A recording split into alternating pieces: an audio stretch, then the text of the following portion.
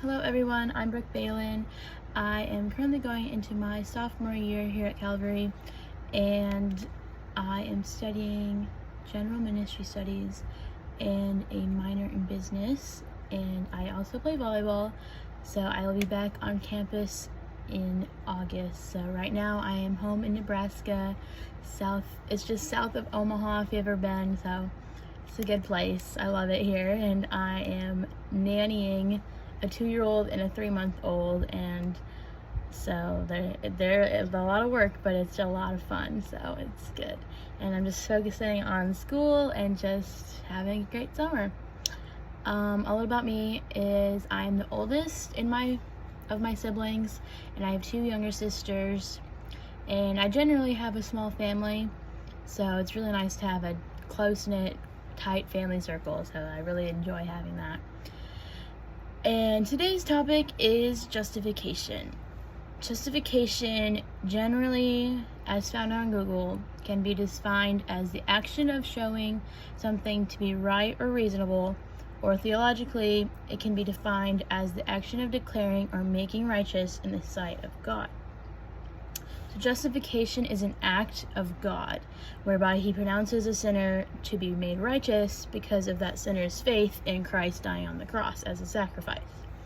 So justification has to do with God's declaration about the sinner, and it does not cause any change within the sinner. It is a positional righteousness, so when we get to heaven, we will either be made righteous and justified, or we will be not, and we will go to hell.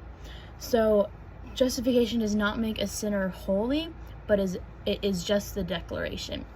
And sanctification is what makes a person holy on the inside, and that's trying to get closer to God, be more like him, yada yada yada. That's a whole nother topic.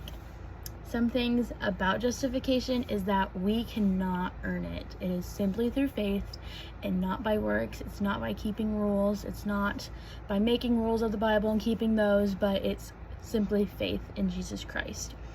And through that faith, we get justification, and it's a free gift. Justification is only made possible through Christ's death and the shedding of his blood on the cross. It's a free gift that God gives to those who have faith. And justification demonstrates the righteousness of God.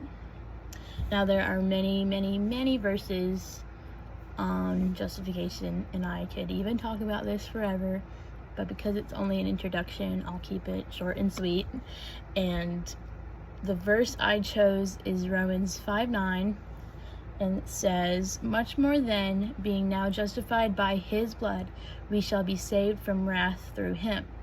So it's only through, and I think this verse very clearly demonstrates that it's nothing that we do except for believing, but it's Christ dying on the cross for us and believing that, and we receive justification. So my question is, why do Christians have the tendency to say, I have been justified, or I was saved at this time in my life, when we are saved and justified for the rest of our life until we get to heaven?